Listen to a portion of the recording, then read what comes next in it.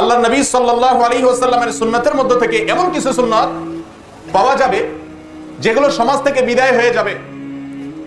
কি আলেম কি জালেম, কি মুমিন আবেদ কি ফাসিক, কি ইমাম কি মুসল্লি, কি পুরুষ কি নারী, কি মাদ্রাসা কি স্কুল, সকল জায়গা থেকে এই সুন্নাতগুলো বিদায় হয়ে যাবে। কোনো জায়গায় নাই, সব জায়গা থেকে বিদায় হয়ে গেছে। এরকম কিছু সুন্নাত নবী করিম সাল্লাল্লাহু আলাইহি সাল্লামের আছে। এই সুন্নাতগুলোর মধ্য থেকে 4-5টি সুন্নাত আপনাদের সামনে ইনশাআল্লাহ আজকে আলোচনা করব। তার আগে একটি হাদিস আপনাদের সামনে আমি পড়েছি, সেটির বাংলা করে শুনাই। হাদিসটিতে নবী করিম সাল্লাল্লাহু আলাইহি ওয়াসাল্লাম ইরশাদ করেছেন, বেলাল ইবনুল হারিস রাদিয়াল্লাহু তাআলা আনহুকে, তিরমিজিতে বর্ণিত, আল্লাহ নবী সাল্লাল্লাহু আলাইহি ওয়াসাল্লাম ইরশাদ করেন, মান আহইয়া সুন্নাতাম মিন সুন্নতি ক্বাদ উমিতাত বাদি, যে ব্যক্তি আমার মৃত্যুর পরে কোন সুন্নাতকে জিন্দা করবে, আমার মৃত্যুর পরে বিলুপ্ত হয়ে গেছে, মারা গেছে।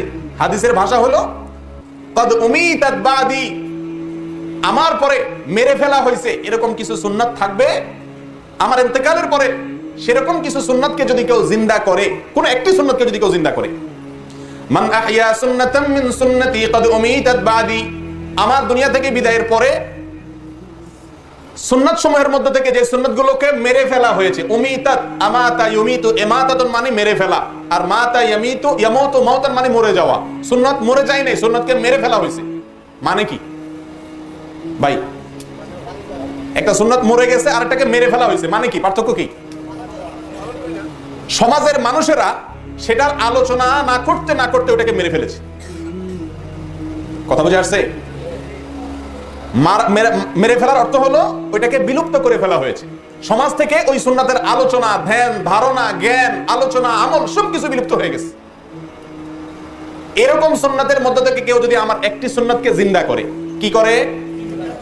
জিন্দা করে। ওই সুন্নাতটাকে যদি জীবিত করে, ওই সুন্নাতকে যদি পুনর্জীবিত করে, পুনরায় সমাজে যদি সেটাকে প্রতিষ্ঠা করে, সমাজে যদি সেটাকে পুনরায় চালু করে, ভাই নবী করিম সাল্লাল্লাহু আলাইহি ওয়াসাল্লামের সুন্নাতকে সমাজে বিলুপ্ত হওয়া সুন্নাতকে পুনর্জীবিত করা, পুনরায় সেটাকে চালু করার উপায় কি?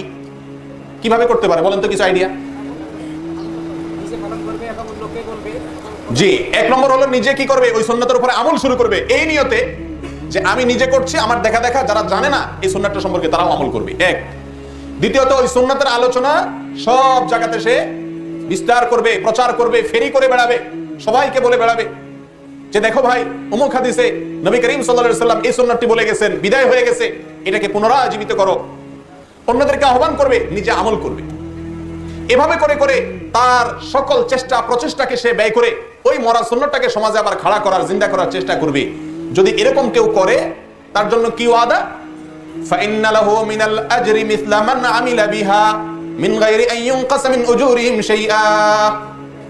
তো এই ব্যক্তি তার দেখা দেখা বা তার চেষ্টার কারণে যত মানুষ আমল করবে ওই সুন্নাতের উপরে, তাদের সবাই সওয়াব যা তারা পাইতো সেটা তো তারা পাবেই পার্সোনালি। যেই বেচারা এই সুন্নাতটাকে প্রচার প্রতিষ্ঠা করার চেষ্টা করছে, যত মানুষ এর ভিতরে এটার প্রচলন হয়েছে, সমস্ত মানুষে যত আমল করেছে তার সমপরিমাণ সওয়াব এই ব্যক্তি পাবে যে সুন্নাতটাকে পুনরায় চালু করছে।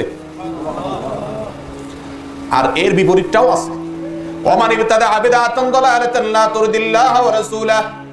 আর যে ব্যক্তি কোনো বিদআত চালু করবে, কোন গুমরাহ পথভ্রষ্ট করা বিদআতকে, যেটা ইসলামে নাই, এটাকে ইসলামের নাম দিয়ে চালু করবে সমাজে, এটাকে প্রচার প্রসার করবে, এটাকে জীবিত করবে, পুনর্জীবিত করবে সমাজের মধ্যে, তাহলে কানা আলাইহি মিসলা আসামি মান আমিলা বিহা, যত মানুষ তার এই প্রচারের কারণে আমল করবে সবার সমপরিমাণ গুনাহ সে ভোগ করবে। লা ইয়ানকুসু যালিকা মিন আওসারিন নাসি শাইআ। তাই বলে যারা তার প্রচারের কারণে এই বেদাতে লিপ্ত হয়েছে তাদের গুনাহ মাফ নাই, তাদেরটা তো আছেই। এই ব্যক্তি সবার সমপরিমাণ গুনাহের ভাগী হবে। আল্লাহ আমাদের হেফাজত করেন।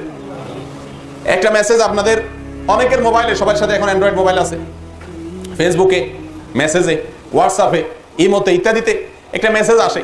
কি মেসেজ? অনেক মেসেজ আসে। এর ভিতরে একটা আমার নজরে পড়ছে যে ভাই, এই মেসেজটা যে মদিনা থেকে নবী করিম সাল্লাল্লাহু আলাইহি ওয়াসাল্লামকে স্বপ্নে দেখছে, উনি বলছেন এটা এটা করতে, এটা এটা করতে, হান হান করতে, টান টান করতে স্বপ্নে দেখছে, এই কথাটা যদি আপনি 10 জন মানুষের কাছে আজকে প্রচার করেন, তাহলে এই কয়দিনের ভিতরে আপনি একটা সুসংবাদ পাইয়া যাবেন। আর যদি প্রচার না করছেন তো আপনার 14 গোষ্ঠী শেষ। এই জাতীয় একটা মেসেজ আপনারা দেখছেন নি? আচ্ছা, মিথ্যা, ইসলামের নামে মিথ্যা এবং ভুয়া একটা জিনিস প্রচার করছে। আমি অনেক ভালো ভালো মানুষ জানতাম, ভালো ধারণা ছিল, অনলাইনে পরিচয়, এরকম মানুষকেও দেখে এই মেসেজ পাঠায়। তো এই লোক একটি বিদআত, ইসলামের নামে একটি ভুয়া জিনিসকে প্রচারে যদি সে লিপ্ত হয়, তো ওই যে 10 জনে পাঠাচ্ছে, 10 জন কত 10 জন যাচ্ছে, এর সবার গুনাহগুলো তাদেরটা তো তাদের আছেই, আপনার আমল নামে এক্সট্রা হিসাবে জমা হচ্ছে। আল্লাহ তাআলা আমাদেরকে হেফাজত করেন। ও ভাই, তাহলে শুরুতে আমি আপনাদের ওয়াদা নিতে চাচ্ছি, যে কয়টা সুন্নতের কথা বলবো ইনশাআল্লাহ, এগুলো সমাজে পুনরায় চালু করার চেষ্টা করবেন। বুঝেন না আসলে, এই জন্য ইনশাআল্লাহ বলে ফেলছেন। সুন্নতগুলো সবগুলো সোজা মিষ্টি সুন্নত না। মিষ্টি মিষ্টি সুন্নত পালন করা খুব সোজা, আলহামদুলিল্লাহ। হ্যাঁ, মিষ্টি মিষ্টি সুন্নত আছে না কিছু, এগুলো পালন করতে আলহামদুলিল্লাহ বেশি ওয়াজ করা লাগে। ঈদের দিন মিষ্টি খাওয়া সুন্নত, ভালো জামা পরা সুন্নত, এগুলো ওয়াজ করা লাগে না আলহামদুলিল্লাহ। আমি যে সুন্নতগুলো বলবো এত সহজ না ভাই, বহুত কঠিন। সমাজে কেউ করে না, আপনাকে করতে হবে। সমাজের স্রোতের বিপরীতে চেষ্টা করতে হবে। আল্লাহ তাআলা আমাদেরকে তৌফিক দান করেন।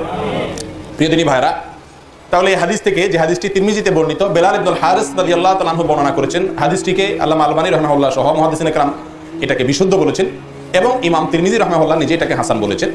এই হাদিসটি থেকে আমরা বুঝলাম সুন্নাত জিন্দা করা। কি জিন্দা করা? সুন্নাত জিন্দা করা। আমরা বলি না বাংলাদেশ জিন্দাবাদ? বাংলাদেশ মানে কি? বাংলাদেশ জীবিত হোক, মরে না যাক, না বলেন? কিন্তু এখন যেটা বলতে চাচ্ছি আমি, সেটা হলো কি, আল্লাহ রাসূলের সাল্লাল্লাহু আলাইহি সাল্লাম, আল্লাহ রাসূল সাল্লাল্লাহু আলাইহি সাল্লামের মরা সুন্নাতগুলো জিন্দাবাদ। জিন্দাবাদ নেই? চাননি জিন্দাবাদ হোক? তো জিন্দাবাদ হইলে শুধু ওয়াজ শুনলে হবে না, আমল করতে হবে। রাজি আছেন তো ইনশাআল্লাহ? আল্লাহ আমাদের সকলকে আমলের তৌফিক দান করেন।